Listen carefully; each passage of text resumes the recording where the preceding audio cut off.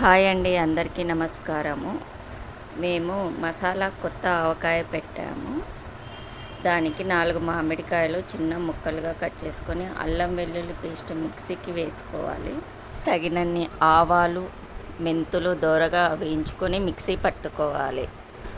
ఒక ప్యాకెట్ ఆయిల్ని వేడి చేసి అందులో కరివేపాకు, జీలకర్ర వేగిన తర్వాత స్టవ్ బంద్ చేసుకొని అందులో మిక్సీ పట్టుకున్న అల్లం వెల్లుల్లి పేస్ట్ వేసి పచ్చి వాసన పోయేంత వరకు కలుపుకోవాలి.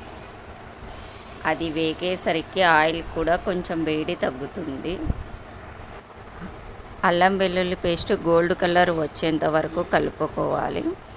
ఒక 4 కప్పుల మామిడికాయ ముక్కలకి 1 కప్పు ఉప్పు, 1 కప్పు కారము వేసి ఒక బౌల్లో ఆవపిండి, మెంతిపిండి కూడా వేసి బాగా మొత్తం వేసి బాగా కలుపుకోవాలి. ఆ కలుపుకున్న మిశ్రమాన్ని గోరువెచ్చని నూనెలో వేసి కలుపుకోవాలి. అలా వేసి కలుపుకోవడం వల్ల పచ్చి వాసన ఉండదు. తర్వాత ఉప్పు కూడా వెచ్చని నూనెలో ఆ ఉప్పు కారం వేయడం వల్ల పచ్చి వాసన ఉండదు, ఉప్పు కూడా బాగా కరుగుతుంది.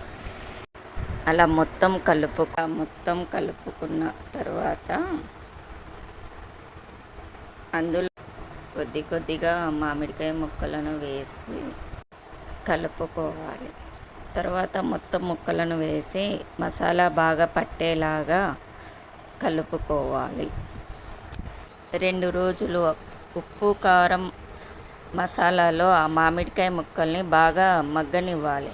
ఆ తర్వాత వేడి అన్నము నెయ్యి వేసుకొని తింటే చాలా బాగుంటుంది. మీకు నచ్చినట్టయితే like and share, subscribe. Thank you.